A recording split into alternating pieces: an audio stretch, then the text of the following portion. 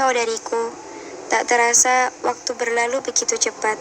Tak teringat lagi telah berapa lama kita berkumpul dalam persaudaraan ini. Semangatmu, tutur katamu, tatapanmu, dan juga senyummu sering menjadi cermin bagiku untuk tetap tegar dalam melangkah di jalan ini. Ketika tangan kiri kita terluka, tergores oleh pisau, mengalir darah dengan derasnya, kita dapat melihat apa yang dilakukan oleh tangan kanan atau apa yang dikerjakan oleh tangan kita. Tangan kanan kita akan berusaha sedemikian rupa untuk menutup luka di tangan kiri, supaya darah itu tidak terus mengalir dengan deras.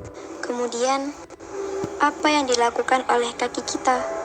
Kaki kita akan berusaha untuk mencari obat agar luka yang dialami oleh tangan kiri tidak menjadi parah. Kemudian, apa yang dilakukan oleh kedua mata kita?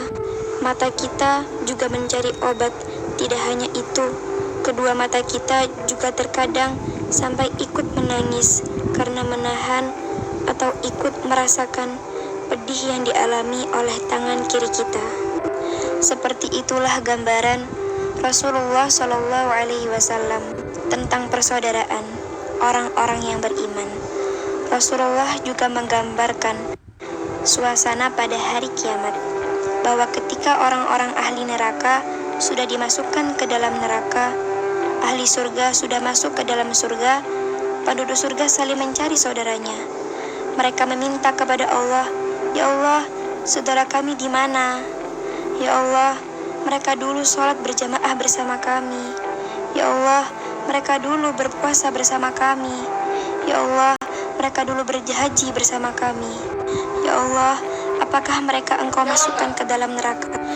Kemudian Allah berfirman, "Pergilah kamu menuju neraka, kemudian keluarkan dari mereka siapa di antara mereka yang Engkau kenal."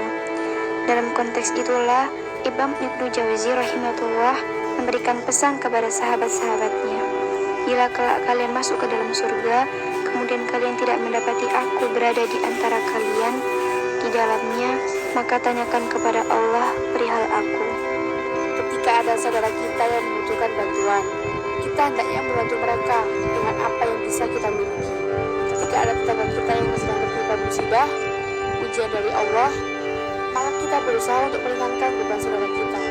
Rasulullah SAW mengatakan dalam hadis, seorang mukmin adalah saudara bagi mukmin lainnya.